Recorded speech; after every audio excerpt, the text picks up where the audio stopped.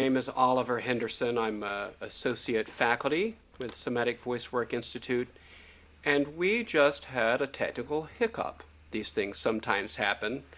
Thank you so much for sticking with us. And I think, let's see, yeah, there are a couple of things I'm going to say before I introduce Jeannie. I'm going to say hello in the chat. And as we go through this evening's webinar, if you have questions, please put them in the chat. Part of my job this evening is to collect all of those questions. We'll have a Q&A session at the end. Please only use the chat for questions. All of us have inquiring minds. That's why we're here. But we ask that to keep the chat just for questions. Let me go through my checklist here to make sure. Yeah, I think we are ready to go. I'm just delighted to have yet another what I think is going to be a wonderful Somatic Voicework webinar here on a Monday evening. And please say hello to Jeannie Lovetri. Hi, everybody. Thank you, Oliver. We're sorry for the technical problems. Some stuff occasionally happens, and tonight was one of those nights, so I apologize for the delay. But thank you, Oliver and Billy and Jeff and everybody that helped straighten it out.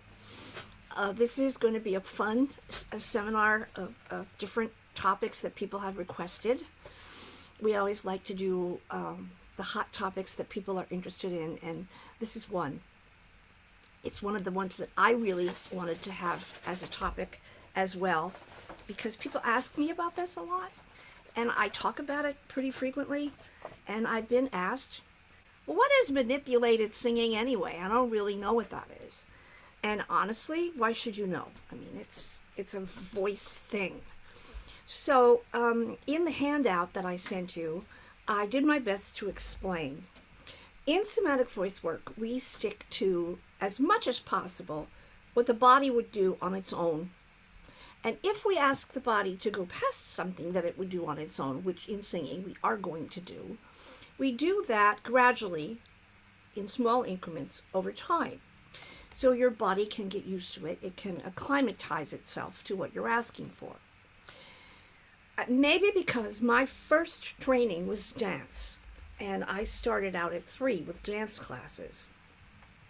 I got the idea that you took your body to this dancing school and you stretched your legs out and you did funny things and you put your legs on these bars and you bent over and you did all that before you could dance. And the same in a piano, you learn how to put your hands on the keyboard and you learn how to put your fingers down, and then you learn how to get this thumb to go underneath the other fingers and move across before you do anything more than that, and you learn to read the notes. You can't just sit down and play unless you play by ear. And so in singing, because we don't think about speech, we just speak, the idea that you can just sing is real. That's true. You can know very little about the machine and just sing. And that would be like learning to play an instrument by ear. You know, if you sit down on the keyboard and you go, you could teach yourself to do that. That doesn't require great ability. You think, oh, that sounds nice. And then you learn that you can do that in a different key and maybe your fingers can move. Right? And so the way that you learn is you just remember what that looks like, how it feels in your fingers, and what it sounds like. Singing can be the same. But when it comes to training, and we talk about function, we say, well, we're going to train you to do stuff that's not a normal behavior. We're going to go beyond speech. Then we have to know what it is we're asking our throats to learn. There's part mental and part physical. And the mental has to do with the reference in the mind of something to listen for, maybe something to feel, or at least something to sense, have a sense of. Feel could be a little confusing because, you know, I can feel that I'm moving my finger, but I can't feel that my vocal cords are closing and vibrating. So that is a tricky part about the voice. The vocal folds operate according to the central nervous system on their own. You know, we have an impulse to say something, and we do. We don't have to stop and think, oh, I need to speak on this pitch for this length of time at this volume before we make a sound. But we might need to do that in some kinds of singing. So there's an interface between the automatic and the deliberate. And essentially, at the most basic level, the vocal mechanism operates indirectly. So I say to myself, I'm going to speak, and then I speak. Or I'm going to sing, and then I sing. I can also say I'm going to keep my mouth shut and not say anything. Right? That's a choice. Now, how do we get something that's not particularly conscious to be conscious? And how do we understand what the integrity of the machine is? So that's where I explained to you in your handout. The primary, as we understand it now, the primary function of the vocal folds is to protect the lungs. So if you get something caught in your throat that blocks your vocal folds, your body is going to do everything it can to get that out. It's going to cough it out as hard as it can. Because if it stays there, you could choke to death. You don't get any air, and in a few minutes' time, you'll die. Right? So the function of the vocal folds to protect the lungs is extremely important in terms of survival. And we also know that in order to easily breathe in and let your breath go out, the throat works best when it's relaxed to do that.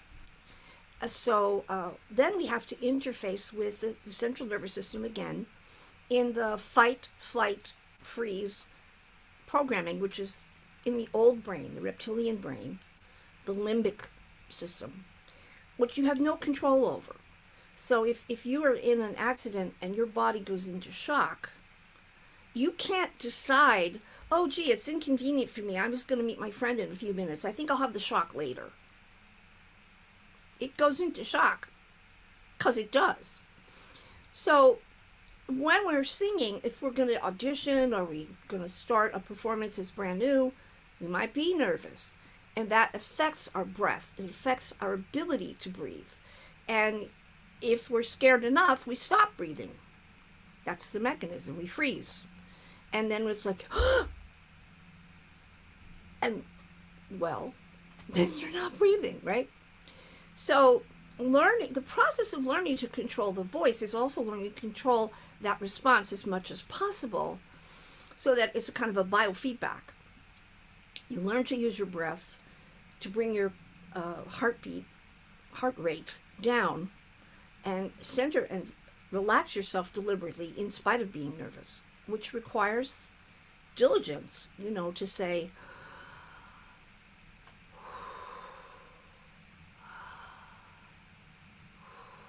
when you really want to go,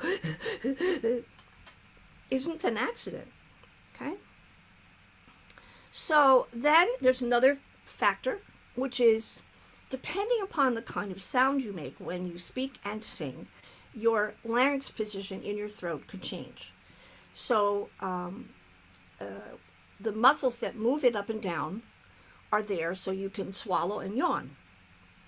So everybody yawn. Just open your mouth and make a big yawn. Sometimes it feels good, right?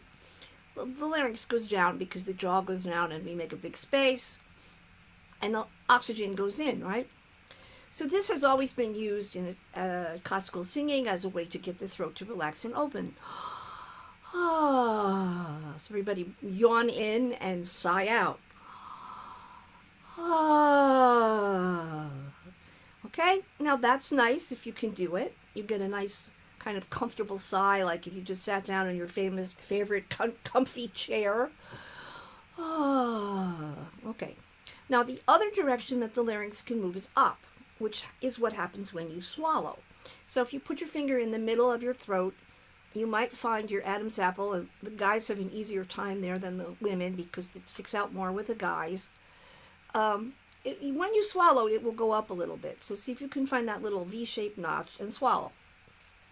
And you'll feel it just go up a little. Okay? Now, when that happens, that epiglottis that's in the back closes over the vocal folds, so the food goes in the second tube. The first tube is the trachea, your windpipe. The second one is your esophagus into your belly. So if it doesn't quite fire correctly, if the little synapse is off, you could get the food in the wrong pipe. That's what the phrase is. It went down the wrong pipe. And then you would choke. You would aspirate. And so we don't want food or liquid to go into the lungs because the lungs don't want that. And so when we do a yawn sigh, we're allowing the throat to relax. When we do a swallowing sound, swallowing a movement, everything is up. And generally, especially in the speech pathology community, up is considered not good. It's considered tension, bad tension, hyperfunction. So if somebody's walking around like this, oh, hi, how you doing? That would be called hyperfunction. And over time, that wouldn't be so good. And if it's a chronic situation, meaning if it's there all the time, then the rest of the body's going to go with that because inhaling and exhaling is the primary message in the body, right? So if it's up here like this, then your head's going to go forward so you can get more space, and then that's going to tighten your neck and your shoulders, and you're going to be like, oh yeah, hi, how you doing? Up here. Well, is that good? No, that's not good. But there are people who walk around that way and then they sing. And can they sing? Yes, they can. I mean, if you want to sing, you can sing in almost any configuration. So is that optimal? No. Is that what we train people to do? Hopefully not. But does that occur? Yeah, it does. And it used to be that would be considered basically either bad singing or bad functional training, and if you've been told all your life, bring the sound up and forward, bring the sound up and forward, well, how do you do that? What do you think of? And that's where we get all the elephant trunks and the strings of pearls and coming over the waterfall and all these images, which could work. But if everything is as solid as a rock here, those images aren't going to help. They're not. And so then if you're singing like this, oh, hi, how you doing? And your teacher tells you, you need your larynx to go down. Well, how do you do that? What do I think of? I think of down, larynx, go down. Okay, down, larynx, like down, doggy. The only thing I can move that goes down is my jaw. I can do this. Okay? And if I also think of leaving my tongue down, okay, like that. And I have actually seen well-known teachers of singing come up and grab a student by the chin and literally take their hand, park it on the student's jaw, hold it down, and say to the student, now sing. So everybody do that. Just grab your jaw with your hand, pull it down hard, and make a sound. Any kind of sound. Ah, ah, yeah. Does that feel good? But that is what people are taught. That's manipulation. That is asking you to do something deliberate that you really don't have any mechanism to do deliberately. Would be like if I said, I want you to put do a Vulcan, and now I want you to put your hands on the keyboard and play like with these two fingers and these two fingers and make it always that's how they work. Like that. Who would do that? That's not how the hand operates. Same thing, you have to understand these are the strong fingers, this is the strongest finger, and these fingers are weak, and the fourth finger is the weakest of all. Is there something wrong with your hand because of that? No.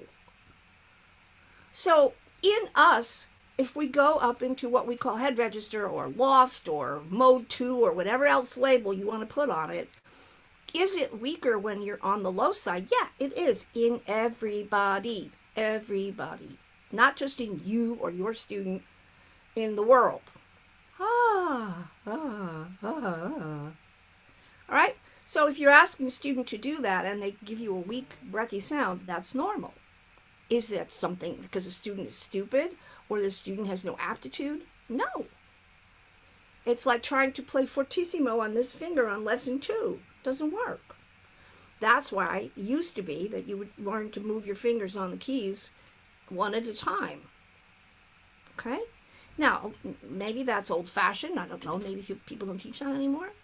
But if we're trying to learn a physical skill and we're trying to go beyond normal, first of all, we have to know what normal is in people, in human beings. And then we have to make an adjustment. What's normal for children? What's normal for beginners? What's normal for people who've been singing for a while? What's normal for people who sing pretty well, who have been singing pretty well all their lives? And what's normal for professional people? They're not all the same. So if I say to you, squeeze something in your throat, regardless of what it is, retract your false folds. Okay, so I have no idea how I would retract my false folds by thinking of it. I mean, think about it and see if you can do it. How would you know? Now, maybe if you've been given a sound to make, the person teaching you is giving a sound, maybe you could make the sound and assume that if you did that sound that the false folds would retract. I don't know. But that's already putting an obstacle between you and the sound, between you and having the sound just show up. If the sound just shows up, theoretically, that's a natural sound. Why would you do that? Same thing as if I said to you, constrict your throat. Well, we don't necessarily have a clear idea about how to constrict the throat as a direct behavior. So if you just think, okay, my throat is squeezed, I'm going to squeeze my throat. So squeeze your throat. You kind of have to squeeze other stuff too, right? Now, if you hold on to that squeeze and you try to make a sound, go ahead and squeeze whatever you can squeeze and make a sound. Is that something you would want to do when you sing? I hope not. Right? So, we have some devices, again, going through the sound. In like level 1 course, I gave some examples of like Kermit the Frog. Oh, Miss Piggy. Oh, you're so sweet, Miss Piggy. Oh, that's a kind of way of swallowing things, which is a little bit constricted. Oh, yeah, hi. That's back in my throat back here. Some people talk like that. That's kind of swallowed up, right? Oh, I'm going to swallow my sound. So talk to yourself like that. See if you can do that in your throat. If you're not quite sure, it's close, but not the same as gargling. So if you can gargle, you lift your head up and you go, grrr. If you didn't do that, you'd swallow the water, right? But you're sort of blocking the water. And so that little movement of gargling, so fake gargle a little bit, whatever those muscles are that you're using to not swallow 100%, those are the constrictor muscles. It's one of the sets of 3, right? So suppose you did a gargly feeling and then you tried to sing. So do that. Squeeze try to gargle and then make a sound. And then just move around, go up and down and wiggle around. You can still change pitch because you're not squeezing your vocal folds, you're squeezing your throat. And so this is part of you being able to first do and hear and feel what is it like when you have a low degree of that operating in the person's throat as a part of their sound. So when I was a young teacher, I would, somebody would come in, and you have to think. I was always well-meaning. I was always doing the best I could. But, somebody came in and said, "Oh, hi, I'd like to have some singing lessons. I love to sing." And I said, "Okay, that's good. And so let's do this or that, whatever it was." "Oh, that's so nice. I really like that so much." And I was sitting there thinking, wow, she sounds like she's going to burst into tears at any moment. Like, what is that?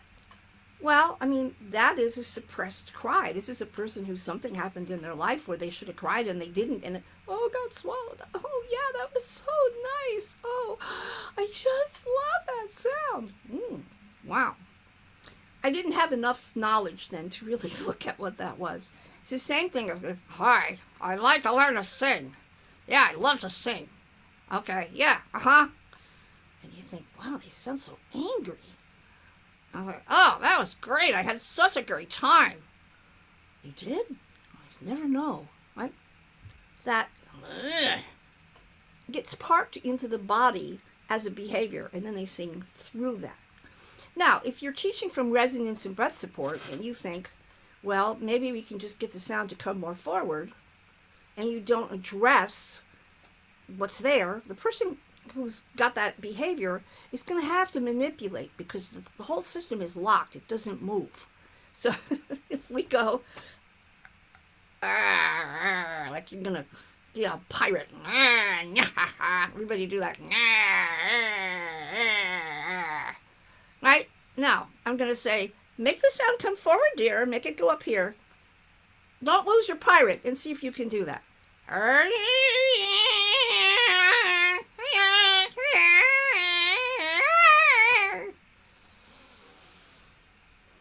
I wish we could hear each other. We'd be all falling down dead laughing. It would be so fun. I'm sorry we can't. Because this, if you do this in person, it's great. Okay? So then the poor student is stuck. They can't make the sound come where you want it to go. They don't know what you're talking about. They maybe don't even know that's how they talk.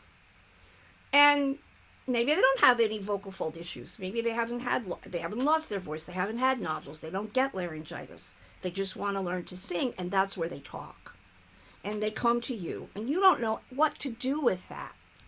So you start teaching them as if they were okay, and you want the sound to go somewhere. Okay, sound is not going to go somewhere. It's not a thing. You can't throw it like a ball. I'm going to throw the sound somewhere. No, you can't do that. All you can do is a pitch, which is a given, of loudness, which is decibels, which you could measure on your phone, and duration. Hold on to it or make it short. The other ingredients are either you can sing a sound we call a vowel, or you can hum some kind of closed sound. Well, when you sing a vowel, everything from your lips to your vocal cords, all this stuff has an impact on what we hear in the room as the sound, as the quality of the sound and the kind of vowel it is. Now, just in English, there are so many versions of English, different ways that people speak English that we can understand each other, but they're not exactly the same. You can't just say, oh, there's one ah in English, because American English and British English aren't the same, but we understand each other. New England English is not the same as Louisiana English, but we understand each other. So which one of the ahs, of the multiple kinds of ahs, are we looking for? Oh, make the ah do this, make the ah do that. Well, how do you get that to happen? Well, you got to change the musculature. How do you do that? Squeeze your epiglottic sphincter, retract your false folds, sing on the edges of your vocal folds. I mean, maybe you can learn to do that. I guess people do, but why? Oh, I'm going to make my vocal folds thick now. How do you know? If you don't have a scope in your throat, you don't know. And so anything that you do where you park yourself in a position and you sing and you don't know that you are making that as a deliberate choice is going to come back to bite you. Now, we in somatic voice work, we do all kinds of crazy things. We go, we go, we go, we go, blah, blah, blah, blah. But we do it as an exercise and then we stop doing it. And then when we go to sing, if we're lucky, the patterning of the exercise has left an impression. The muscles remember. And then that becomes available to us when we're singing something to be an expressive gesture. For instance, if I'm singing something that's happy and I want to sing it like this, I can. And so in classical singing, my dear Marquis, it seems to me,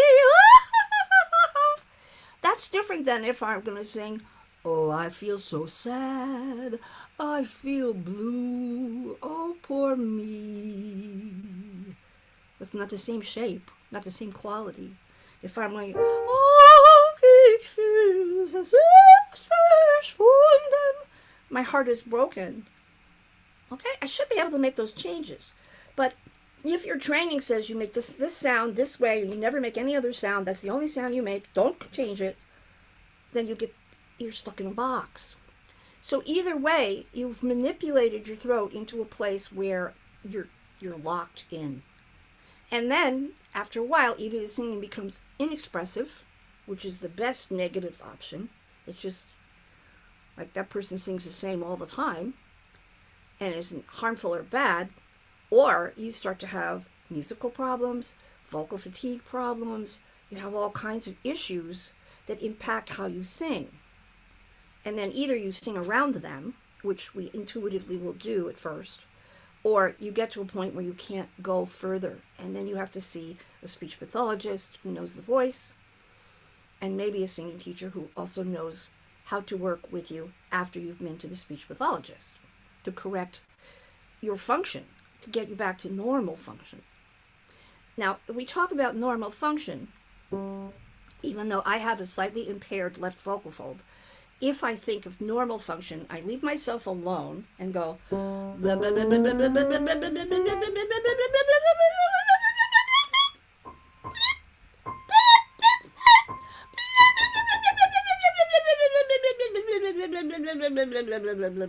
I did was change pitch. I didn't try to make certain resonances. I didn't make more breath flow. I didn't do anything particularly unusual. I just kind of made sound and changed pitch.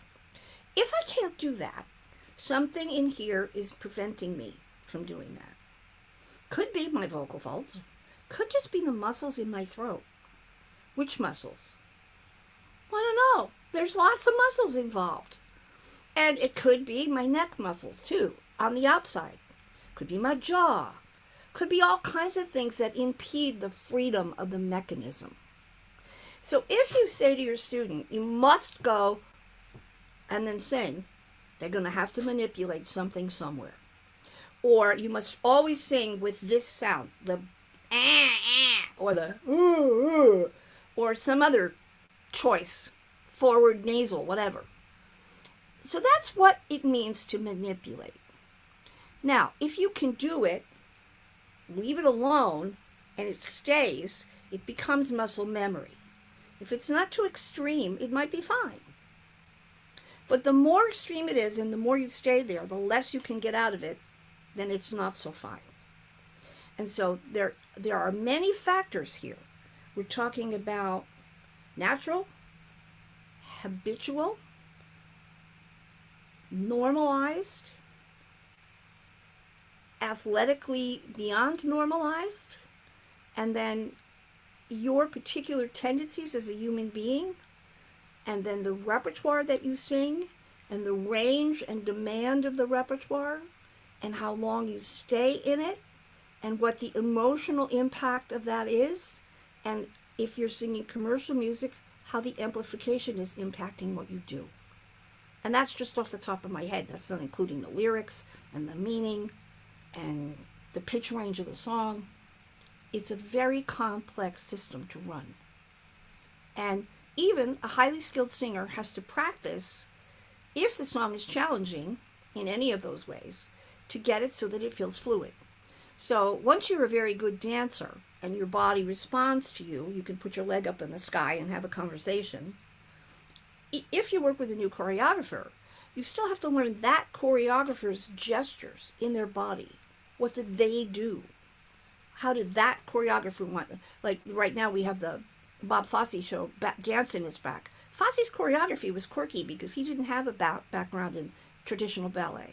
So he made all kinds of movements that bodies didn't just do. And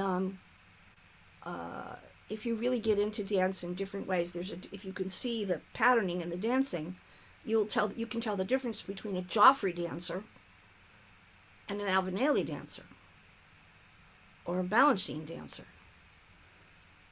And so, the Russian ballet was, the hands are like this, and then the Balanchine came along and said, no, your hands are like this. He broke the wrist. Oh, no. Right? So if you don't know these details, you would miss all of them, first of all. But secondly, if people have been taught certain things, and that becomes an integrated, especially if they're young, it becomes an integrated part of what they understand as vocal sound, then that could be having an impact that you are having trouble with because you don't know that. And these are questions that you learn to ask. This is where language comes in. If you come from a place where language is a certain way, you might have trouble with a certain sound because it's not in your language. So the idea of don't manipulate is something that, unfortunately, a lot of times people just tolerate that. Oh, I can't make the sound, so I'll force my throat to make the sound. I'll make myself make the sound regardless of what I have to do, and then I'll be as comfortable there as possible. Jeannie, I just want to say it might be a good idea to work with a singer in the next 5 minutes or so. Okay, Oliver, thank you. Okay. I appreciate that. And so, again, if I make the example, and I've been sick since 2 weeks ago, so I'm not in great shape. But anyway. Well,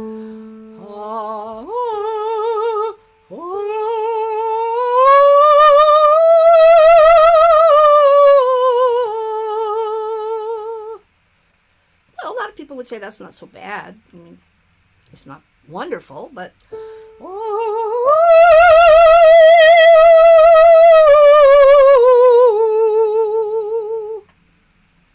is that manipulated? Because I'm sitting on my throat. Oh, yeah.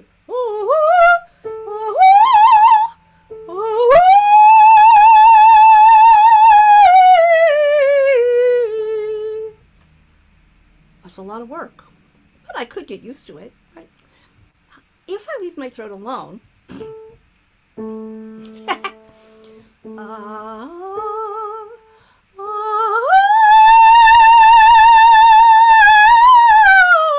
I don't have to do anything special there.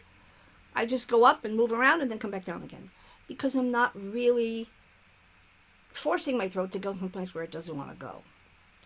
And then the sound is cappy, right? Now, maybe you don't like that sound. Maybe you think the first sound was better. Like, Jeannie, you should sing that first sound. Well, guess what? You don't get to decide. What gets to decide is my throat. My body and my throat. Not my brain. Not the intellect. Not the, this is how you have to sing program. The machine itself. It says, hey, I can sing here. I'm happy here. Let me do my thing. Now, you might have to work really hard to get there so that you feel like, wow, I'm really sounding like I can do whatever I want and still sound like myself, but then also go past where you're normally stopped. That's the point of training. The point of training is to take your students past where their natural capacity ends, but not by manipulation. By coaxing, by understanding, where is this body stuck? What are the barriers? What are the obstacles? And how can I help break those down? How can I get the jaw to let go? How can I get the tongue to be more mobilized? How can I get the face to be more alive? How can I get the whole system to move more? And then in that movement, how much control do I have while the sound is still free? And if that was easy, none of us here would have a job. It's not easy. but it is possible. It is very possible. And when you're there, you can sing however you need to for the rest of your life. And it is really important that we understand that we can all do the same gestures. I mean, we can all learn to sing in chest and head and mix and bright vowels and dark vowels. And you're going to sound like you when you do that, not me. You're not going to sound like me or like Fred or Sally. You're going to sound like you, which is the point. Okay? So please, if you have not yet read this, read it, because this is a synopsis of what I just taught. And I'm going to work with the singers, and we're going to fool around with what happens if you leave yourself alone, what happens if you interface with the system and ask it to go a certain way for a while, and then what happens when you stop doing that. Because that's sort of how somatic voice work works. Okay? If you have questions, put them in the chat. Now, Oliver, did we decide who was first? We did not. We have John and we have Nolan. Okay, well, I don't know. Both Let's ready work to with go? Nolan. Let's work with Nolan Okay. first. Okay? I believe he's ready. Hello? Hello there. Hi. Hi, Nolan. How are you? Doing all right, Jeannie. How about yourself? Where are you? Currently in the Bronx. We're in the Bronx. The Bronx. For the people that are not in the United States, that's the borough in New York that's up at the top of our 5 boroughs. And it was originally a farm owned by a family whose name was Bronx. So it's the only borough that has a the. We don't have the Queens and the Staten Island, but we do have the Bronx.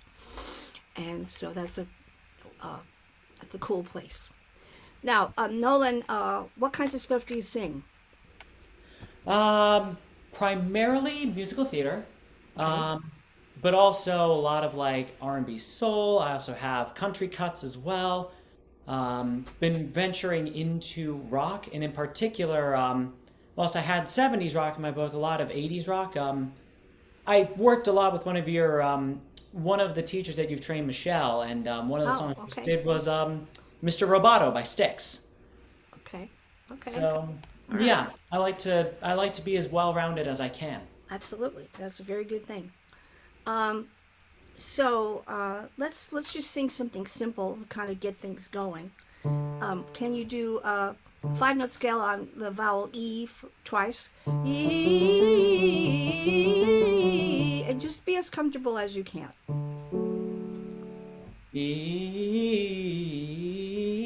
That's good.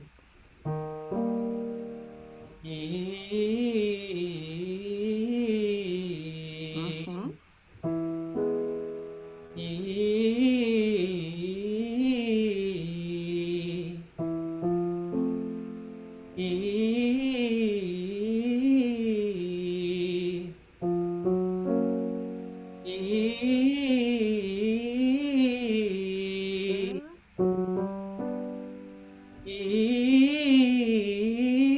Good. Now we'll go back down and you sing ooh instead of E.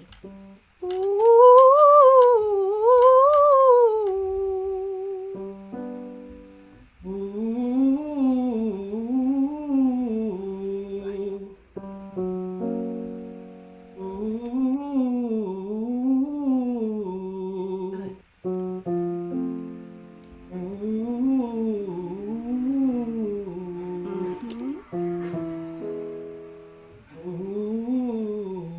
Mm-hmm. Good.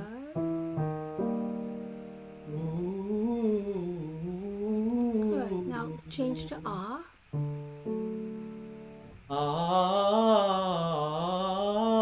Ah,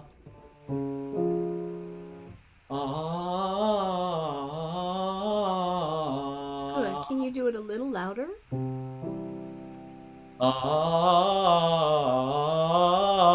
ah, Mm-hmm. One more.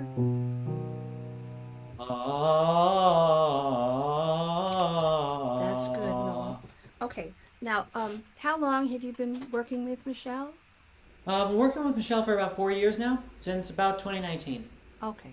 So now, if that's the case, can I ask you, if you're down low here, to deliberately sing more in your chest register? You got it. Okay, so can we have you do ah?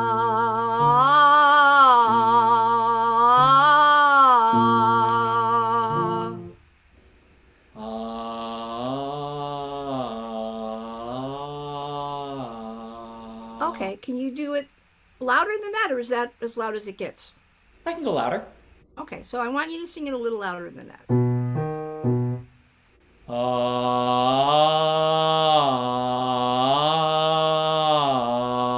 that's it. Just stay there. Good.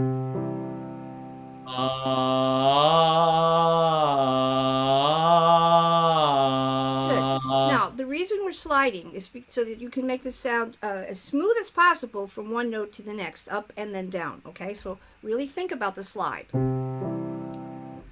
Right.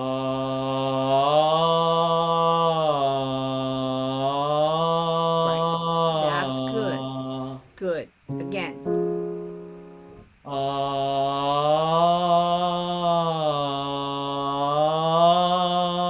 That's right. That's right. Now, I'm going to ask you to change the vowel to make the vowel brighter. So that means I want you to smile more. Ah. Ah.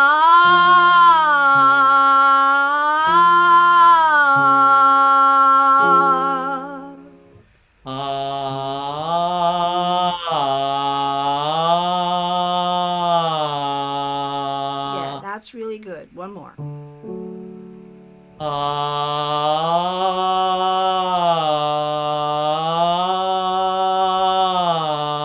Yeah, good. One more.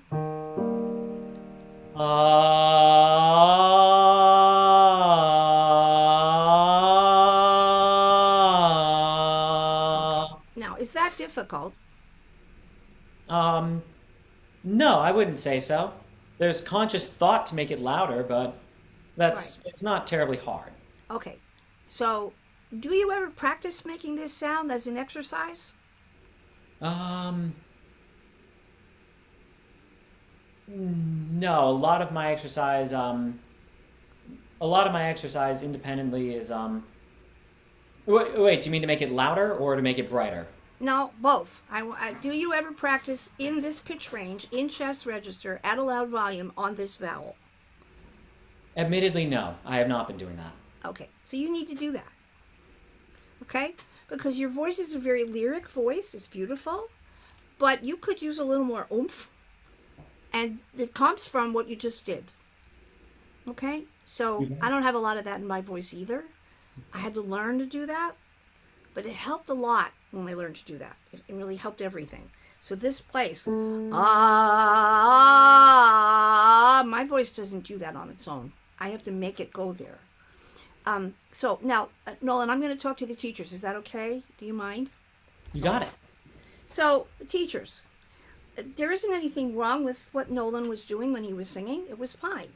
But from a functional standpoint, it's not as good as it could be, because without this capacity and having it show up on its own, there's ingredients that could be there that are missing.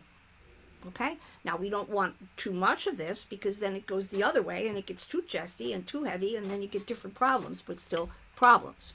But your job is to listen and to say, where is that ingredient? Is it there? Oh, it's not there very much. Well, so then, if I'm working with a student, I have to ask, can you practice this at home every day? Because that's where it comes from. Ah. So that's lower and louder and chestier than my voice would go on its own, and also probably Nolan's. So this is the difference between singing naturally and singing something that's functional for its own sake. Why are we learning to do that? Because we are. What is the value of that? Because it provides an energy in the sound that I on my own don't have. That I would just go down and sing like that down low, and I couldn't get much louder because my instrument wouldn't have a place to get louder. Right? And in music theater, this is particularly important because a lot of it is speech driven. So if I don't have a vigorous speaking voice, where's it going to go? Okay? So, Nolan, this is something that you can work on, and Michelle will help you, I'm sure. And now I want you to do a laughy staccato from that same place. Staccato exercises can be difficult, especially in a chesty place, but they're very useful because they don't require too much pressure in the throat. So let's do ha ha ha ha ha. Can you laugh like that? Right. So you're going to take that into an exercise. Ha ha ha ha ha ha ha ha ha. Ha ha ha ha ha ha ha ha. Good. Ha ha ha ha ha ha ha ha. Yes. Ha ha ha ha ha ha ha ha. Very good. Ha ha ha ha ha ha ha ha. Uh-huh. Ha ha ha ha ha ha ha ha. Good. Ha ha ha ha ha ha ha ha. Okay. Now that all sounds pretty comfortable, is it? Yes. Okay. Now, how loud, if you were going to rate yourself in terms of volume using the scale 1 to 10, with 1 being very quiet and 10 being very loud, how loud did that feel to you? I'd say it's a solid 8. Okay, good. So it's like a nice mezzo forte. Yeah. All right. So now we're going to go up a little bit and see what happens if you take that sound and you go straight up.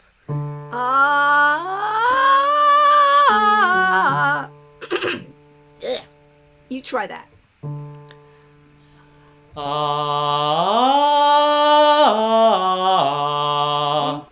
Now, does that still feel like an 8?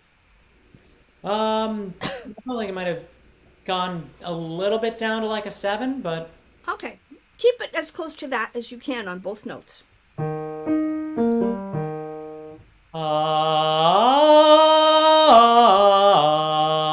that's nice. Now, think a little bit of the smiley feeling before you sing.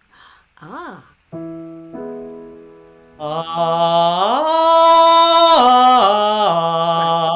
So when the corners of your mouth are drawn back toward your earlobes, the vocal folds, the vocal tract, the tube, is shorter, which makes the sound brighter, which picks up the high frequencies. And then if you lift your face, it also is supposedly lifting your soft palate. And we want the soft palate to move up without thinking about the soft palate. So that's where the face comes in. Ah, ah. So keeping that plus the volume is how we're going to try to go across the break. So go back and do this again.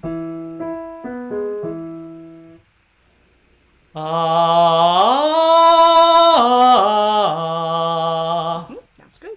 Nice breath first.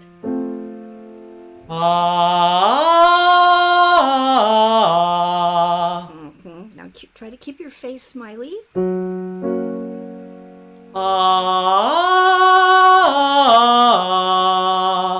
good. One more.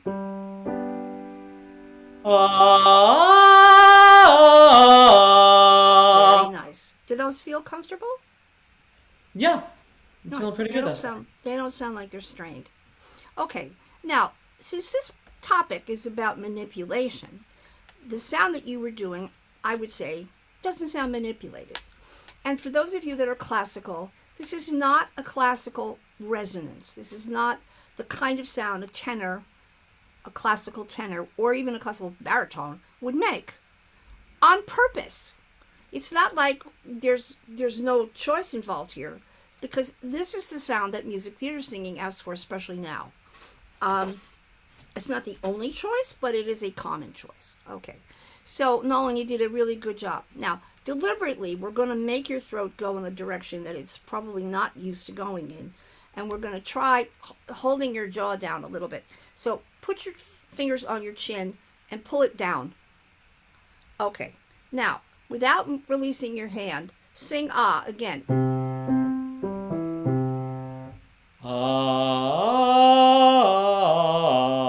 Good. Now, go ahead and sing it pretty loud.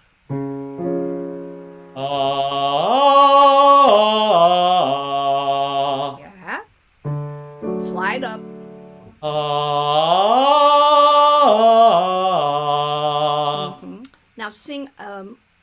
maybe change the ah to be more an aw, like an awful. All Oh, right, one more. oh, Yep.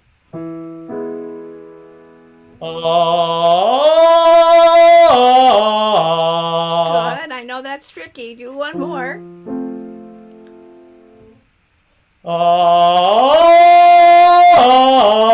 oh. Okay. What's that like to do? Um, it's very strange. Um, it gives me what me and Michelle have kind of called the tickle in the back of my throat. Mm-hmm. Which I'm not sure if that's a good thing or a bad thing. Uh, but yeah, yeah, it's a tough ask. It's a tough Right. ask. Right. Would you say that you would like it? Um, at the moment, not terribly. No, Okay. Okay. So it wasn't something that you were in love with, right? no, no. Okay. So this is for the benefit, not so much for your benefit, Nolan, for which I apologize, but for the teachers.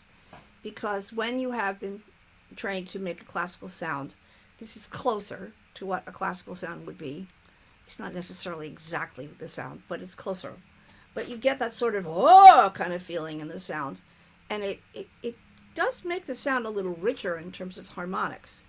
But you pay a price for that, right? Because it's held, it's restricted.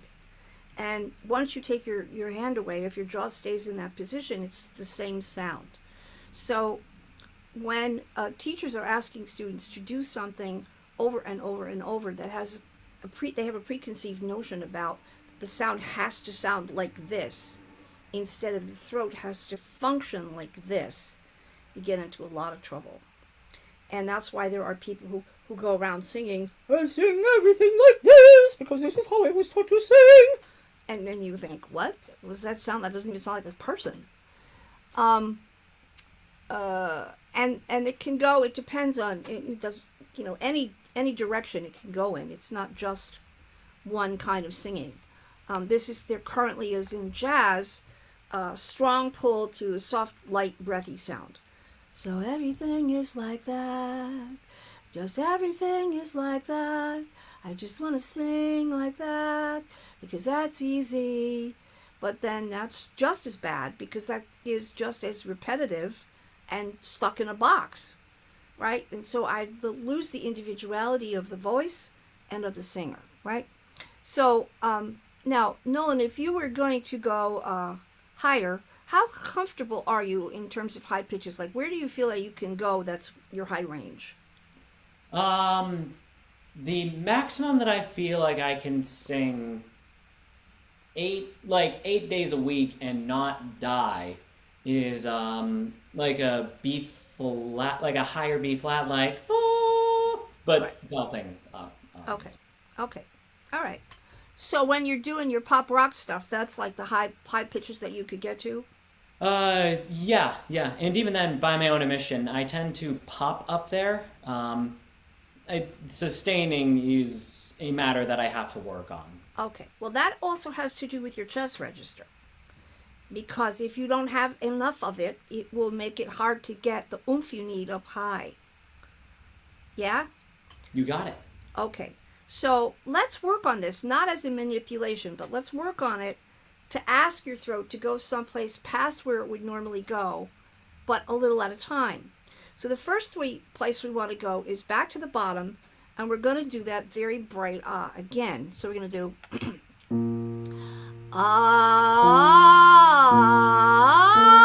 ah at about a 7 in terms of volume, okay?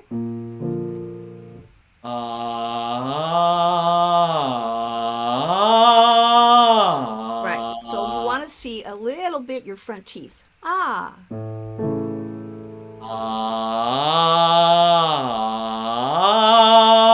That's right. That's an A. This is A flat.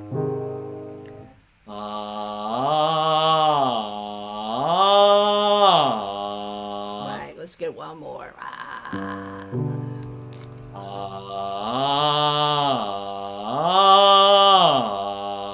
Good. Ah. So now we're going to just wait for the bus and kind of hang out on these low pitches just right here. Ah.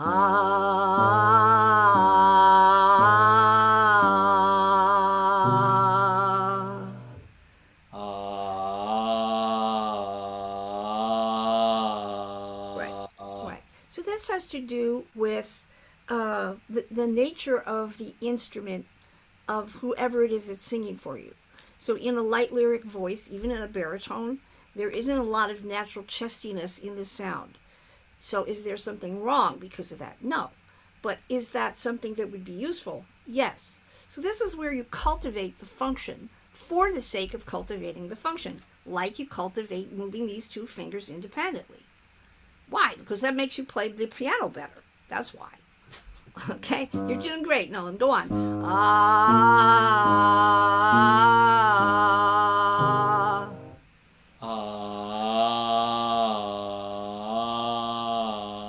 Right. Ah. Now, if you forced yourself to make this really heavy and loud, ah, can you do that? Right. Right. Ah. So now you know that you're leaning hard on your throat, right? Ah. Good.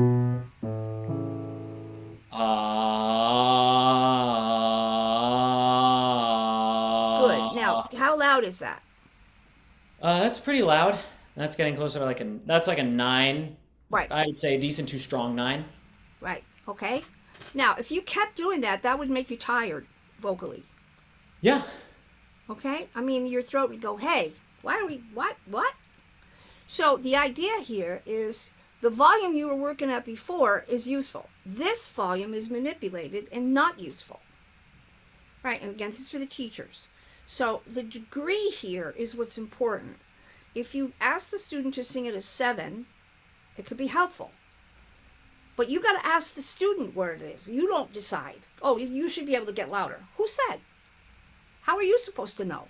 Ask.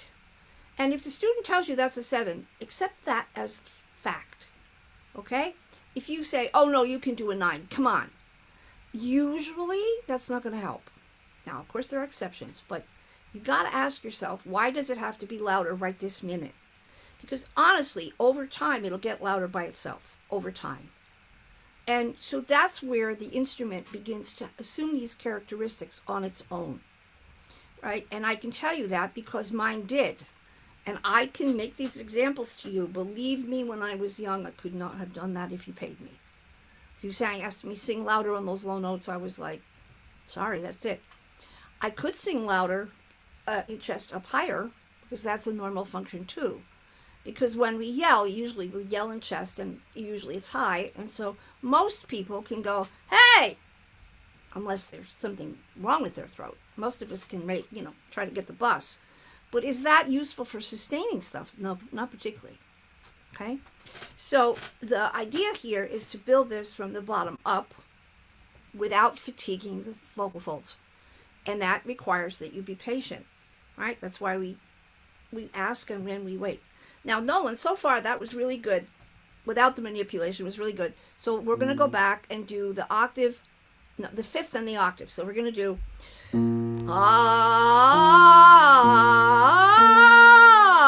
So this is going to be on a little bit on the belty side. Good.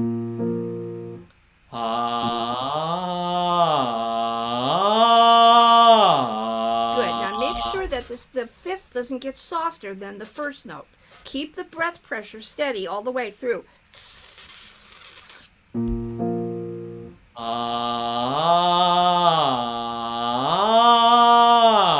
Right. Just live with that. That's perfect. Right.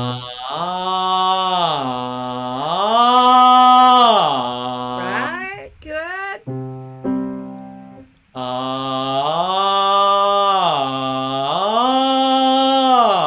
Now you have to get your face involved so we can talk to the back.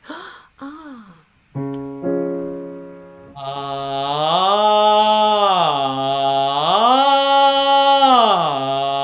now I don't know how much of that you can hear through these wonderful machines, but it did change, that there was a little brighter sound that way because of the shape difference. And if we're lucky, the soft palate moved a little bit as well. Same thing. Right.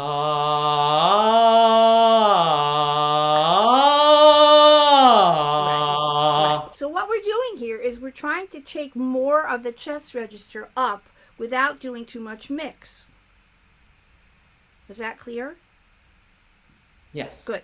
Okay. Now, if it gets uncomfortable, you let me know. But otherwise, I'm just going to let you keep going.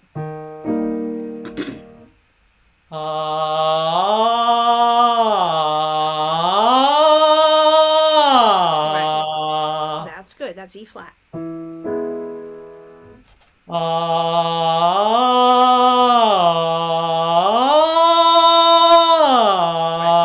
Right. Now, teachers, people ask all the time, well, how do you take chest register higher? This is how. You take it higher by taking it higher. We take chest register up by taking it up.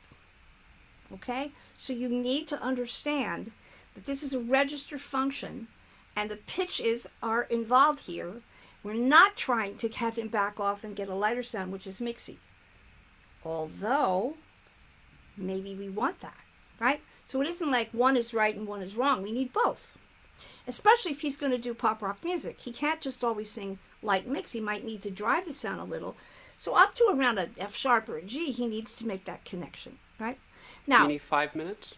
Thank you, Oliver. If he has to get lighter, he does. He gets lighter. He has a way to get lighter.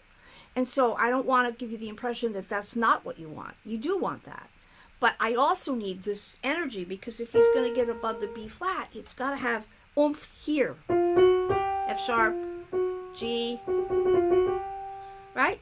So this is a way to develop that. And that's not the only way.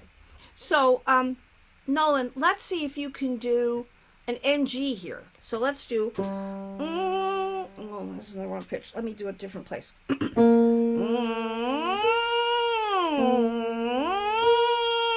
But I don't want you to do it on that note. I want you to do it here.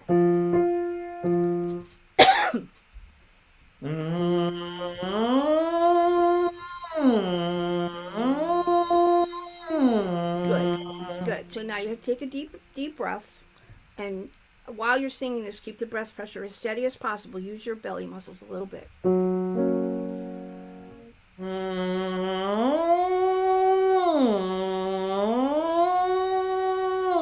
Yeah, good.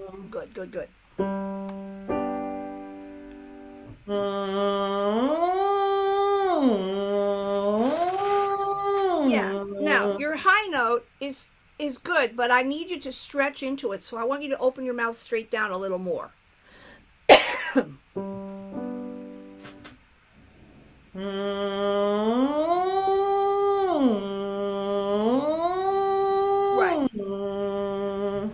So Nolan, that way you keep the pressure on the position. Did you feel that? Yeah. Okay. So that's actually less mixy and more chesty, even though we're not singing a vowel, because it has more pressure. So teachers, this is a longer close quotient on the high note. All right, now I don't know how much further it'll go, but let's see. Try one more. There's A flat. Right.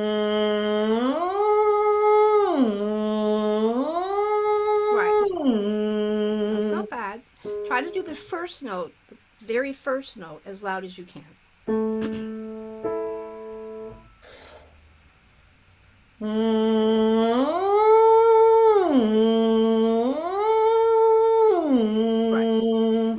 Right. So, if we talk here about vocal folds like longer close quotient and vocal fold resistance, this is more glottal resistance, more resistance at the level of the vocal folds inside the throat. How do we know? Well, you'd have to look at it to know. You have to just understand the principles and then go on trust. So this is a way to develop literally strength in the throat, in the larynx. Voce di petto, right? So does this help with more intensity? Yeah, it does. Because the intensity comes from the ability to lean into or lean on the sound and have the throat go, okay, whatever. Lyric voices don't do that. Ask me, I know. But we can learn to do it just like you can take a heavier voice and learn to get it lighter over time, gradually. So, Nolan, do you have a song that you can do? Yes, I do. I have If I Could Tell Her from Dear Evan Hansen. Okay, let's see what happens. All right.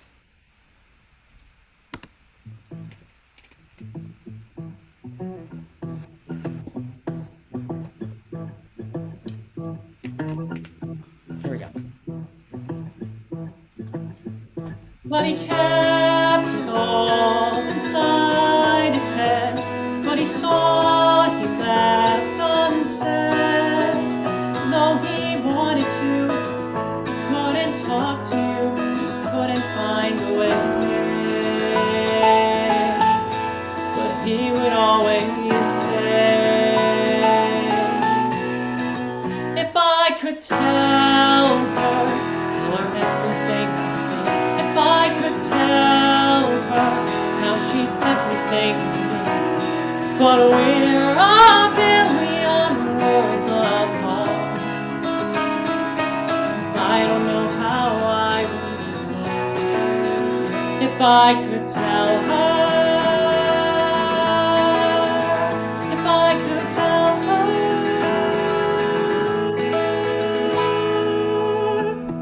her. Okay, that was good. Can this is a curveball. What if I asked you to deliberately make it chestier? To try to sing it so that you feel like the sound is a little deeper in your throat.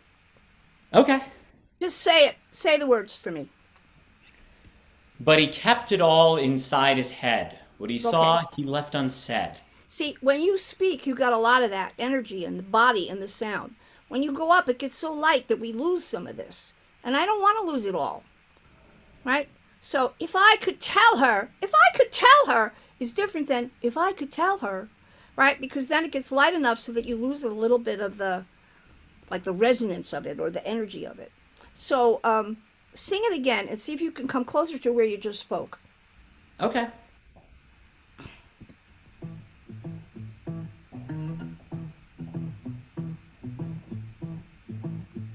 But he kept it all inside his head.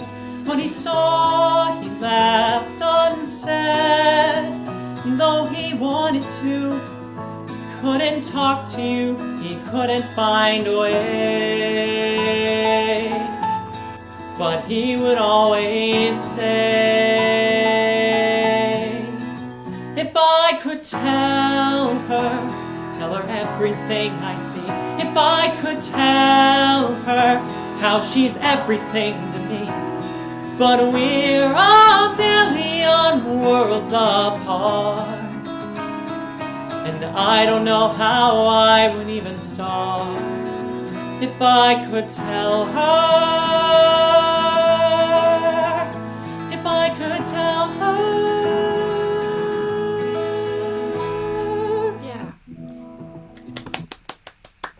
I would say that if you could hear all the applause, you would hear a lot. Thank you. Okay? I would say that was a much better rendition and much more likely that people would sit up and go, oh, what's that? Because the energy and the sound was there. And it was really just because it was a little more chesty. We feel okay? It was more work, right? Oh yeah, it's a lot more work. But it felt more solid. It did feel more solid. Good. Solid is good. We like solid. All right. Well, Nolan, thank you. You've been a terrific example here. Thank you so much, everybody. Applause, applause, applause, applause for Nolan. Thank you. Thank you. Thank you. You're welcome. And so this is why we work on the function. Because since that was meaningful to say, sing it more chesty, and he knew what that meant, and then he did it right away, it got better. It's not rocket science. It's not some magic. It's because I've spent most of the time on down in the bottom, get the bottom going, da, da, da. And then, get that and carry it up and go up a little more. Oh, if I could tell her. And really that's the mechanism itself at the level of the vocal folds. The words were the same. You could tweak it and make some of the vowels a little different, which would give it a little more finesse, but you got to have that first before you go tweaking. Okay? And it's important to know functionally what it is that you're asking the instrument to learn. Did we force him? Not particularly. But was he working hard? Oh, yeah, he was, in a way that was useful. Okay? So this is the opposite of, oh, just relax and it'll come out. Just relax and it'll come out. This was about work and work efficiently. So now we have John, right? We have John. All right. So we And have John I'll just Willis. encourage everyone to post any questions you may have in the chat. We've had one good one so far. We'll have a few moments for Q&A at the end Right. of the webinar tonight. Okay. John, I just asked you to unmute yourself. We're unmuted. Hello. Great. There you are. Hi, John. Hi, Jeannie. It's great to see you again. Nice to see you. So tell everybody where you are, I'm in Little Rock, Arkansas. and are you studying? I'm teaching. Teaching? I'm full-time 5th through 12th grade music at a private school here. We just wrapped a production of Lightning Thief, and I'm exhausted, so I'm going to do my best today. I don't even know what Lightning Thief is. Oh, it's a Percy Jackson musical. It had a brief run. Really great rock and roll score. I was the MD for the production. Oh, cool. All right. So, is there anything in particular that you want to work on or look at?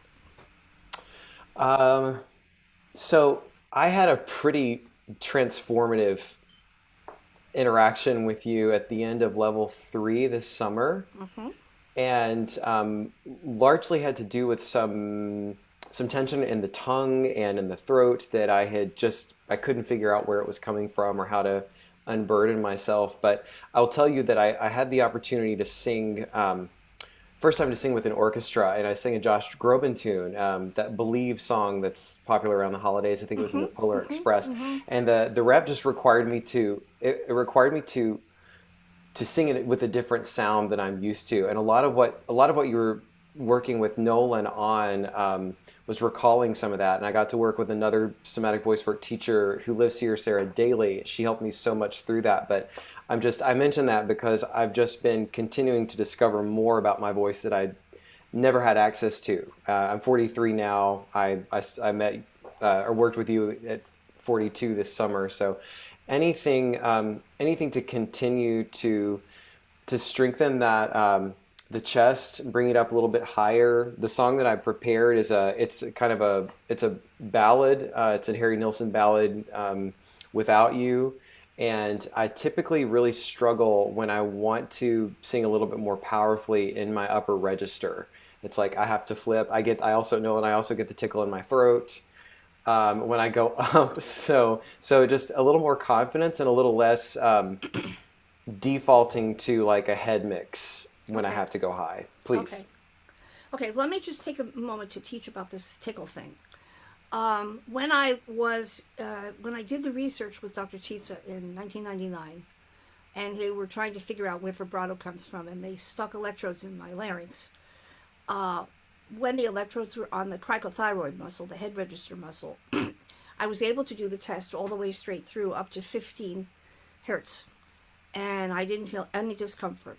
But when they put the electrodes on the thyroretinoid muscle, which is the chest register, and they were working their way up from 1 to 2 to 3 to 4 up, when they got to 9, I couldn't phonate because the tickle was so bad that when I went to make a sound, that my sound would stop, like if I was a stutterer.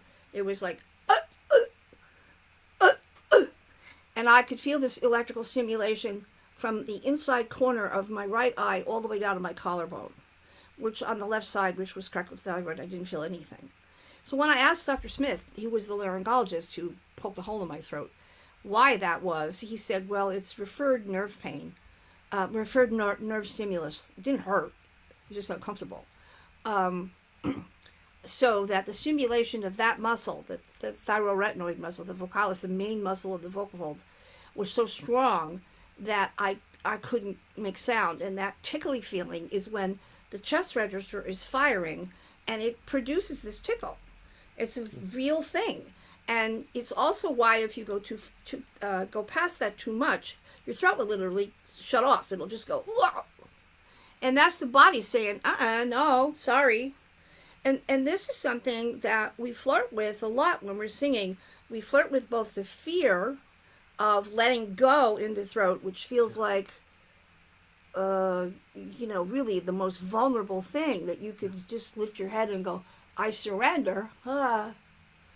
Or that you have this feeling of,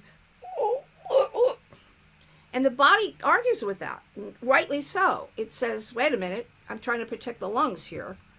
So when we are negotiating with this in exercises, we have to flirt with, where is it going to tickle? Where is it going to, know that it's really working, but not to the point that you feel tired, not to the point that you feel like, ugh, I left my lesson and I didn't even have a voice left. So the functional training, and the reason we talk about it takes time, is because of that. If everybody would always sing only quietly all the time, nobody would need lessons. I mean, what do you need lessons to learn that for? You just sing quietly all the time, you go up and then. So that's the whole point of this training. So, John, just sing for me on the bottom at a comfortable volume, a 5-note scale on ah.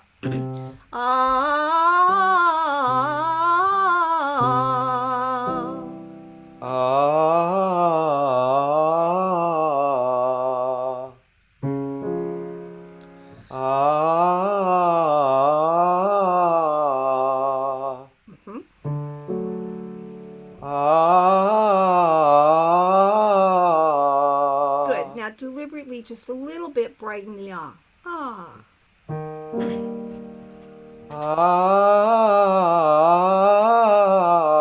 Good. Sounds fine.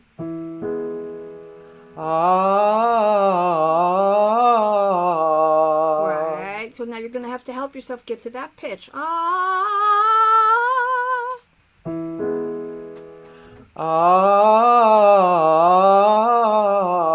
Right. So that way, inside the throat, you're actually adjusting the shape of the back of your mouth to each pitch. You're tuning the tube to the pitch. That's good. Good.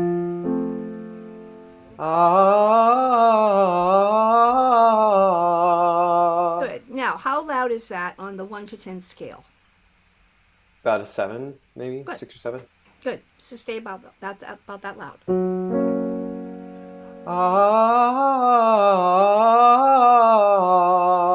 Good. A little bit more happy. Okay.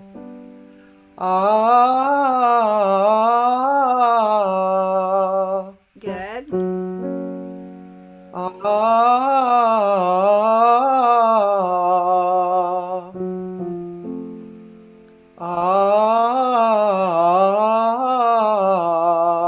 Okay, now I think I hear a little bit of noise in that. Do you hear noise? Yes. Okay, so that's the chest register element where it rattles, it buzzes. All right, so that means we're saying to the thyroretinoid, come on, and it's going, all right, I'm coming. All right, so just notice that and go sing right straight through it, okay?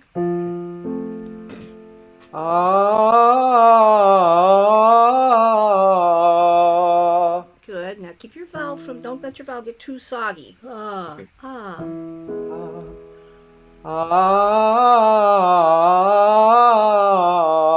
Yeah. This is a slightly more Italian than an American because we say father, and this is really more casa. It's more like that. Yeah,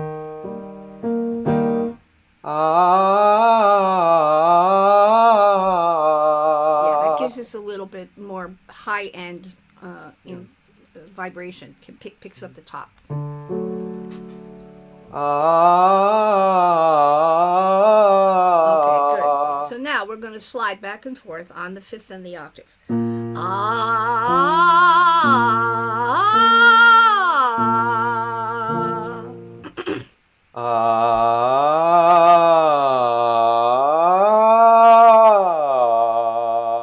Okay, that's good.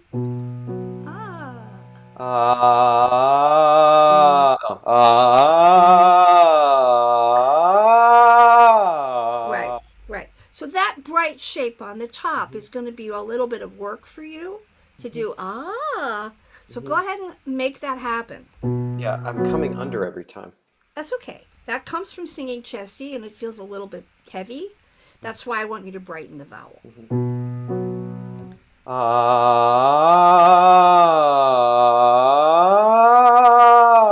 Right. Right. That's a Ah. choice to make it go into that particular ah.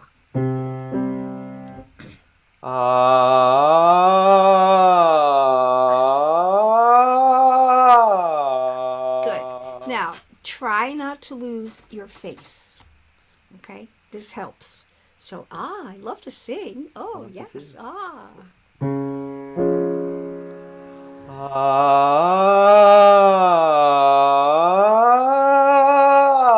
Right. Right. Ah. Right. If you remember in your level 1 text, there's a picture of Vanessa Williams and somebody else singing in this ah shape. And there's a reason for that.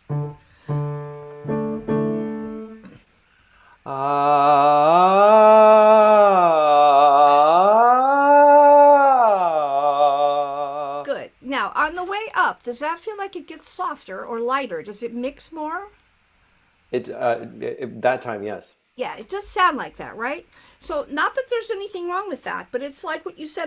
What I did with Nolan, which is try not to get headier. Just stay chesty, like more belty.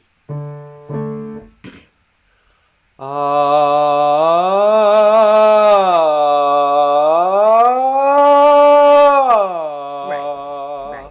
right. So you need the strength to be able to do that, at least up to a G. Ah, without having anybody complain.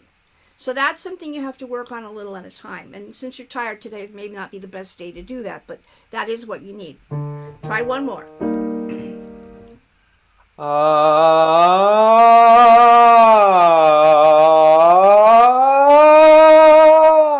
Right, Ah. right. Now, here's a loaded question. Is that manipulated?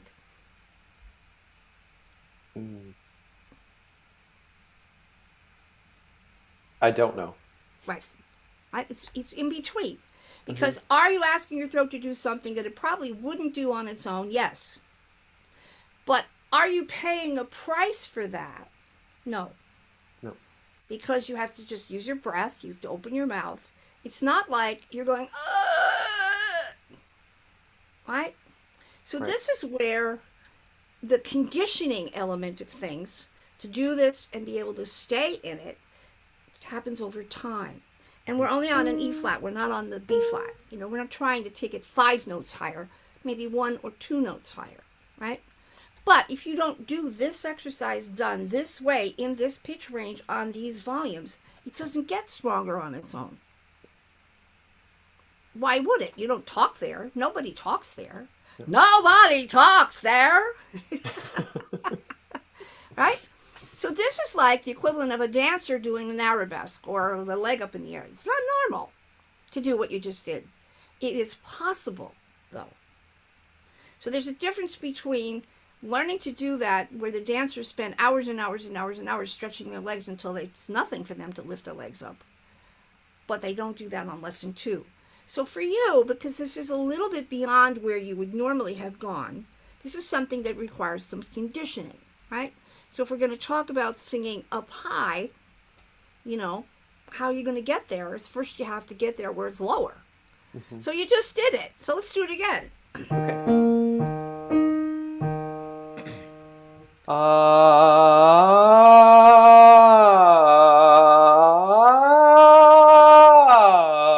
That was a little mixed. Yeah, but that's okay because it's work, but it was good work. And your throat on its own will try to mix because that's the easiest place for it to go, but it won't be quite as light a mix. Okay, the same as with what I just did with Nolan. His light mixy sound was beautiful, but it really wasn't serving the music the way it should have. Where he did that slightly chestier place after we worked on the chest, and then it went up better. Right. So let's just do one more.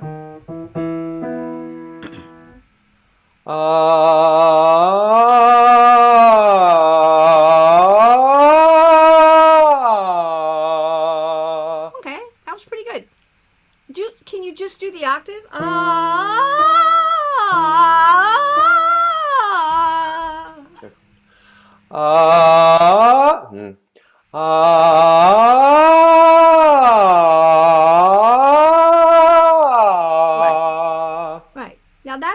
connect. Did that feel all right? Felt fine. Okay.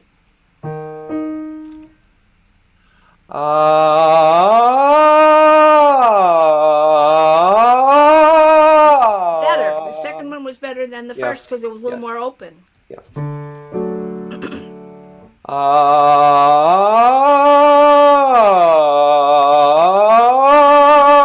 That's it. That's good. Every time you inhale, think, oh, I'd love to sing.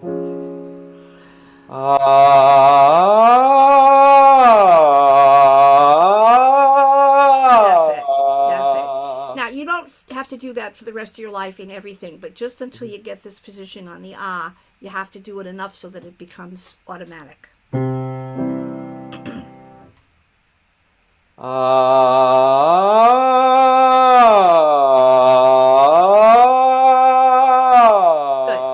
Good. Okay. So now we're going to work on the bottom, but gently. So we're going to do ah at a mezzo forte, steady, even.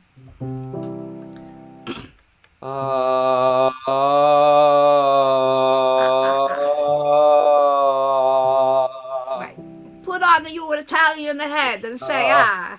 Ah.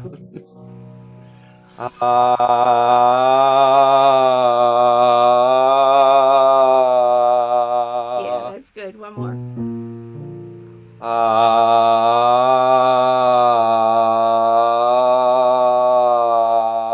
Yeah, that's good. One more.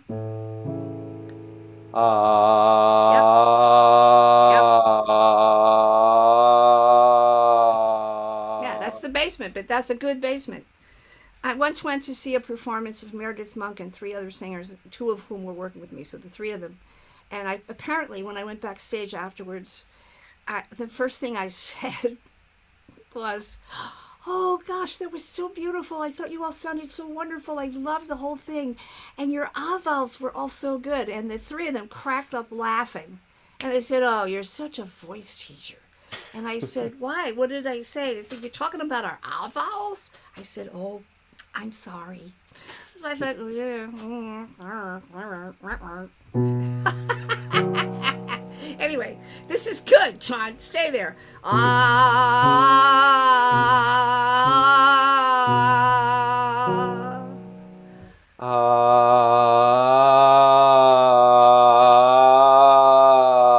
Right. So that is a little bit pressed.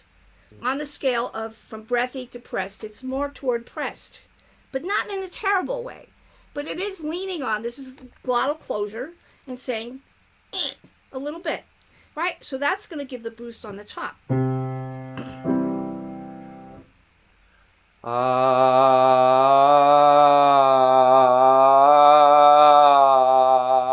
it's a little grainy, little noisy, but that's otherwise it's pretty good. Now, this is another place where there's not a lot of air going out, so you can't try to let, you're not saying, oh, all the breath. This is really actually a smaller amount of breath that's steady.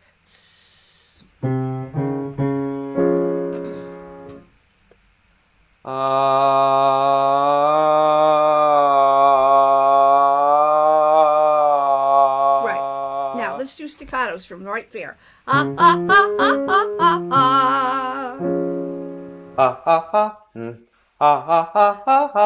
ah. Right. Now, the tuning is going to be tricky, so if it goes off, it goes off. Right. Right. That's fine. Good. Like a laugh. Right.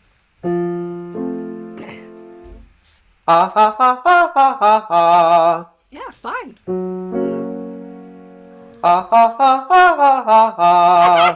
Yeah, that's a little scary right there. It's like, but you were fine. Do it again. Yes, sir. One more. It might feel a little shouty on top. It's okay. I'm doing okay. I'm doing all my old habits. Okay. It's all right. Okay. Can I have the pitch again, please? Yeah. Yeah, that's okay. Right. I told you that's going to feel a little shouty. Okay, so this is an exercise. It doesn't mean you're going to sing there. But let yourself go, ah, like somebody jabbed you in the side. Ah, it's okay. Ha, ha, ha, ha, ha, ha, ha, just as an exercise. Ah, ha, ha, ha, ha, ha, ha. Okay, takes a lot of guts to do that. Sorry. See, you work with me, you never know what I'm going to throw at Well, you too, right? I bawled last time, so now I'm like laughing. So. That's okay. We're all laughing with you. We're all crazy. It's fine. Ah, ha, ha, ha, ha, ha, ha. Yeah, see, that's a pretty vigorous A flat on top. It's good. Ah, ha, ha, ha. Ah, ha, ha, ha, ha, ha, ha. Right. So you're flirting with the crack all the time. On every Yep. note, you're flirting with the crack. You're flirting with the crack. And you have to do that. You have to flirt with, oh my gosh, it's going to crack. Oh my gosh, it's going to go off pitch. Because it's scary to do this. It's frightening. Because everything is open and the brain is going, uh-oh. But you are fine. Is your throat sore now? Not at all. Okay, good. So the emotion of it, the energy in the emotion of anxiety that we all feel, everybody feels in that, is real. It's a real thing. And so you just need to know that it's okay. And as you get used to it, it will be less scary because the body gets acclimatized to it. And this comes over time. Now, go ahead and sing your song and let's see what happens in the song. Okay. Gosh. Okay, I have it queued up. Let's see if it's actually going to come on. Okay.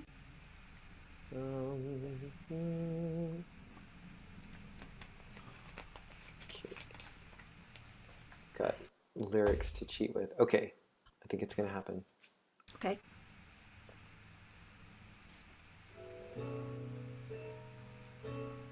No, I can't forget this evening or your face as you were leaving, but I guess that's just the way the story goes. You always smile, but in your eyes your sorrow shows. Yes, it shows.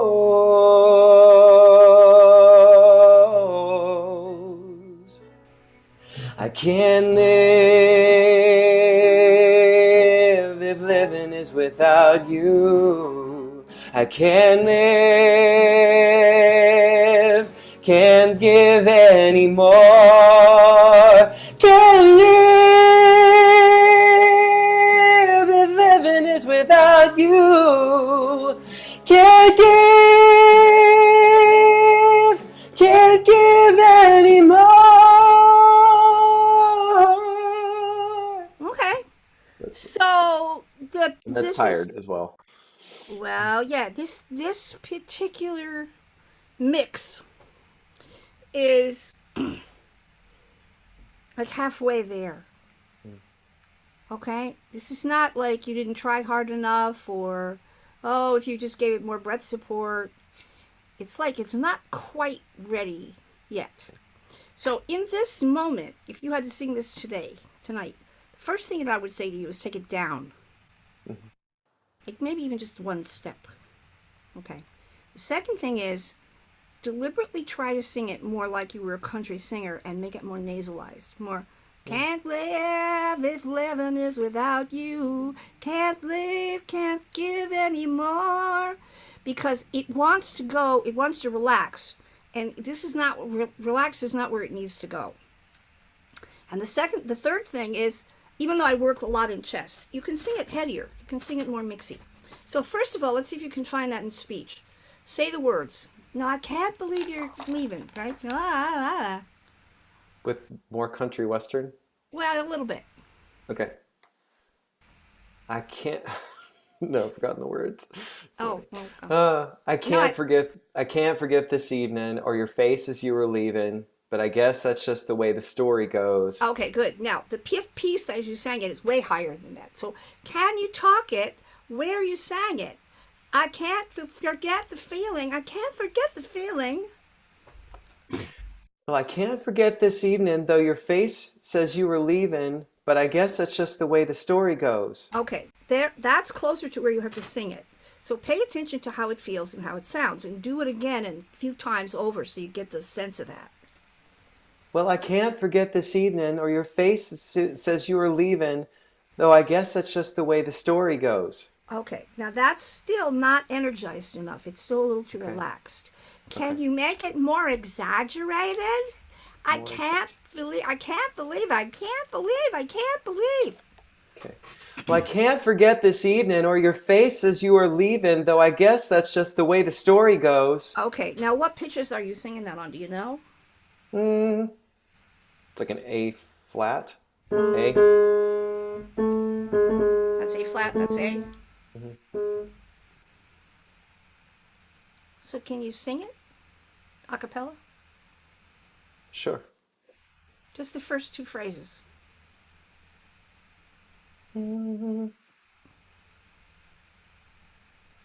If, in that spot? Yep. Okay. Oh, thank you, Jeff.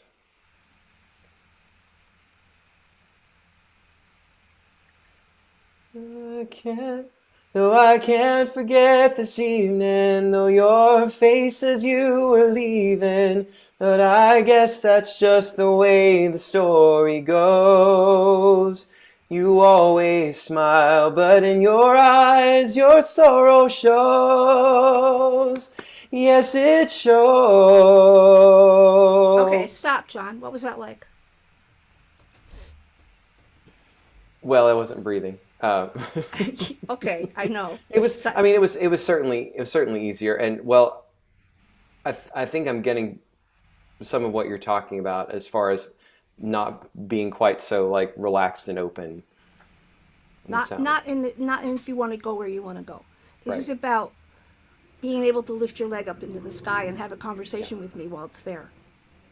It's about being able to do I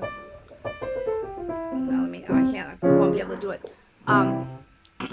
So if you and I were going to talk about going out to lunch, and I was going to say, let's go to the diner because they have the best amount of food, and I think we have the most amount of choices. I don't have to think about playing those major chords. I can talk to you about something completely different, and my hands will just make those shapes, right? So when you get this position in your throat to be like what I just played on the piano, you'll be able to sing it like gangbusters, but it's not there. And this is far away from where you speak. This is far away from where you speak. Oh, no, I can't believe it. I can't believe it. Not, oh, I can't believe it, because that's where you talk. So it's going to feel not necessarily the most natural thing to do, but it is the most appropriate thing to do. Jeannie, So- 5 minutes. Thank you, Oliver. Can you say it again and say, "Oh, but I can't believe." And as an instrument, think more clarinet and less oboe. Your throat will do that. Well, I can't forget this evening, though your face says you were leaving, though I guess that's just the way the story goes. Right. Now, sing that. Well, I can't forget this evening, though your face says you were leaving, but I guess that's just the way the story Good. Stop. goes. Good. Now I want you to do exactly the same thing, except before you sing, take a breath. Inhale. Thank you. No, I can't forget this evening, though your face says you were leaving, but I guess that's just the way the story goes. Good. Now get a little lighter in this next phrase and go on. You always smile, but in your eyes yet sorrow shows. Yes, it shows. Good. Now the next one, you're going to make a nice can't, and you're going to mix a little.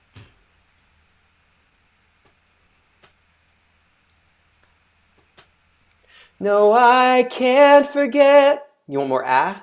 Yeah, no, that was better. That was fine.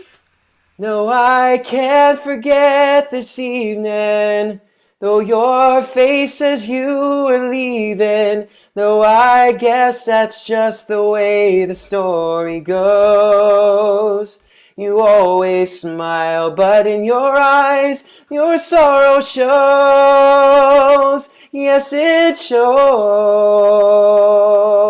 Good. Now mix this next entrance. Mix things. Go up and do the chorus. Oh, got it. Can live if living is without you. That's it. Can live, can't give anymore. Yeah, that's better. It's still not easy, but at least you got there. What's that like? It's better. It's coming out of better places. Right, right. I mean, this is something you have to condition your throat to do. Yeah. Now, even though I know you were having to think real hard, you didn't hurt yourself, right? Not at all. Okay, so this is a question of doing it and doing it and doing it and doing it, and then really, cat, until it'll go up without going, cat. Because if it goes over to falsetto, then it's not going to do what the song asks you for. Right. And then maybe in the moment, if you had to do it, you'd take it down a step because nobody would care. So this is another one of those things. Is this manipulated? Not really, because we're not forcing your throat in like you're not holding onto your jaw or trying to sing it too dark. But you are actually asking it to go to a place that on its own it would not have a reason to do for musical purposes. Mm-hmm. Right? So if you look at somebody like, say, a John Denver, that was a very naturally placed tenor. And the difference between him and Placido Domingo, especially when they sang together, was that Domingo's voice was conditioned for years and years and years and years to sing in a classical sound. And he could take the volume down, but he couldn't change the resonance of the set inside. So they don't sound like the same kind of singing, because the formats are probably not the same. Mm-hmm. But you can do this, and it sounds good in your voice when you do. And I wish you could have had the applause of the people, because I could see everybody's face going, yes, it was better. So everybody, applause for John. Thank you, John, so much. Thank you, Jeannie. It was great. Wonderful. So, what kind of questions have we got, Oliver? We have lovely questions. Okay. We sure do. We have a lovely group of people with lovely questions. That's good.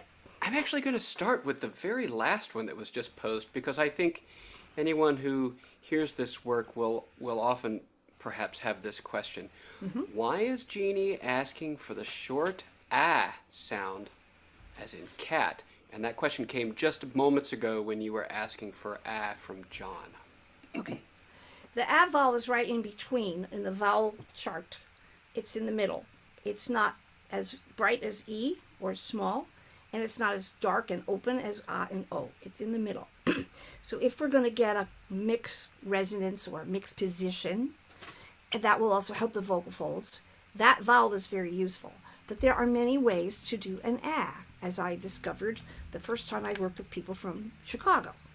Because I had a woman that studied with me when I was teaching, 8 or 9 years.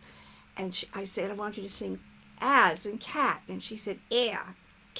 I said, no, not cat. Cat. Cat. I thought, what kind of a way is that? Of course, I didn't know that that's one of the ways the people there talk. Like, oh. So the tongue position is different. So you can't just say, oh, all ah will work. No, there's lots of ways to do the ah that's not helpful. But if you are going to get a lift, in other words, the tongue is going to come up, the larynx will come with it, and the soft palate comes up, so that the position inside is more shallow and wide, ah is helpful. And so we use that vowel a lot. It's related to, but not the same as, which is a more exaggerated position, which he didn't really need. Okay? So what else? Staying with John, does the chesty sound that you were working on with him boost the top only when he consciously takes chest up? or No, does it after boost you've the worked on it enough, sound as well? you get better closure. And if you don't think of it as chest, we only start with that. We use that as a marker in the beginners. So we say, this is your chest register, and this is your head register, to give people who have no clue some kind of a marker. But actually, what we're working on is the amount of closed quotient in the vocal folds per cycle. Which, if you're new to this, you may not understand what that means, but I'll get around to explaining it over time. The glottal resistance, or the resistance at the level of the vocal folds for them to close and vibrate, allows you to have more breath pressure underneath, subglottic pressure.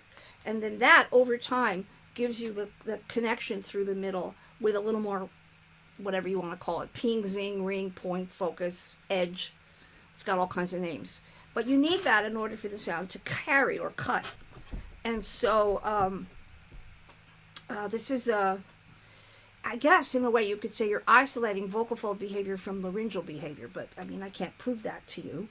This is just subjective experience in terms of my own workings of my own throat. And so you can learn to isolate that through the sound and the quality of the sound over time. Okay, what else?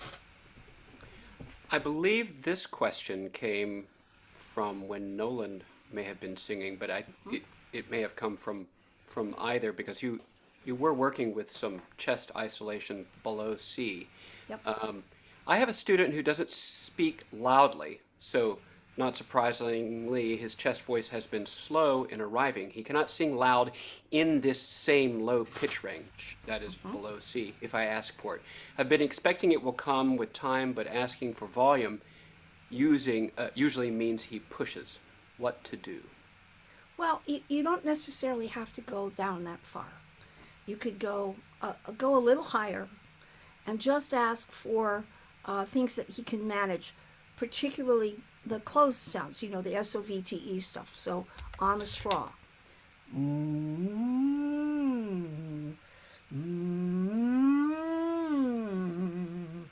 It doesn't necessarily need to be vigorous. It just needs to be present. And then up and down, back and forth, and then a little lower, and then a little lower, and then maybe a little louder. Back and forth, back and forth. In good time, it will come one half a step at a time. Might take 2 months to get a half step down. That's okay. Especially if this is a young person. You don't want to force the voice lower. And in a lyric tenor, C is actually low. I mean, that's as far as they go when they're young. It might take a while to get the B and the B flat and the A. In a baritone, you could maybe get to the A flat and the G down here. So see if you can get the student to sing louder in a higher pitch range, so like around F, F sharp, G, below middle C. And on a closed vowel, on E, or on humming, or on NG, or on the straw, because the closure will also help. But you also need to encourage the student to do an open position. So this is where we use the foghorn and the spooky monster, ho ho, Santa Claus, ho ho ho, hello. All right, now that's not a position you're going to sing in unless you have an unusual song to do. But that can also help access the lower pitches. And you don't need to do that loud. You can do that quietly. Oh, hello, how are you? I don't talk like that, although I could. People would say to me, "Are you sick? Why are you talking there?" So, learning to go into the position for the sake of being able to access it is enough. You don't have to live there, okay? But that, just being able to access it helps. Okay, what else? We've got one more, and maybe time for just one more. Personally, I love it, hearing stories about the research that you've participated in, and that might have been a new one that I'd never heard about, the electrodes causing your thyroarytenoid to contract. Woo! That almost sent me cringing from the screen. But it was amazing to hear about that. And we had a question about, there were some numbers I think you were mentioning. Was that the strength of the stimulus? Yeah. I'm not entirely sure I'm explaining it because I it was 1999, and I don't know exactly, but the test was to sing the G below middle C, the E above middle C, and the G above middle C for 1 second at a time on an ah. And every time I sang, they would bump up one something. Now, I don't know enough about electronics to know, was it 1 amp or 1 watts? I don't know what it was. 1 cycle per second more. But whatever it was, it went up by increments. And when I was doing head register, when they had the electrodes in head register, I could go all the way through to 15, which was the highest that they did. But when the electrode was in chest register, I only got as far as 9, and then I couldn't phonate, because when I went to make the sound at 9, I just choked. So that electrical stimulus, and then I had to do it again I did it with vibrato and without vibrato. So I was doing ah, ah, ah, and ah, ah, ah, with the vibrato. Then I had to go back and do it ah, ah, ah. And the weird thing was, when I was doing it with vibrato, when I got to 5, 5.5, 6, and 6.5 cycles per second, it took over. It entrained my vocal folds so that the vibrato was it, not me. So at first it went, and it was like my vibrato was arguing with the speed of the electricity. And then as it took over, I started to sound more like a sheep. Ah, ah, ah, ah, ah. And the higher they went, the faster the vibrato was. And I was singing a straight tone. So it was weird, because I could hear the vibrato was going faster and faster, but I wasn't doing it. And I thought, well, how do you like that? And so that was a very interesting experience. And the paper was published in an acoustic journal that Dr. Tietze publishes in, and he did not feel that he was statistically able to prove his theory, which was that the vibrato emerges and the push-pull between the cricothyroid and the thyroarytenoid, kind of going back and forth between them, which causes the vibrato. And there was like a 3-page equation in physics with the square root of x over qy to the 3rd power. Oh my gosh. Anyway, he wasn't happy with how it turned out. But it certainly proved to me that that electricity was making the vibrato go where it wanted and not where I wanted. So anyway, I hope that this was food for thought, and you'll be back again next week. And we'll, if you have more questions that come up during the week, let me know. Send the questions on email to Billy Gallner. I apologize again for the delay in this one. It was our fault. We fixed it, but we are grateful for your patience. And in the meantime, thank you so much. Thank you, Oliver. Bye. Goodbye, everybody.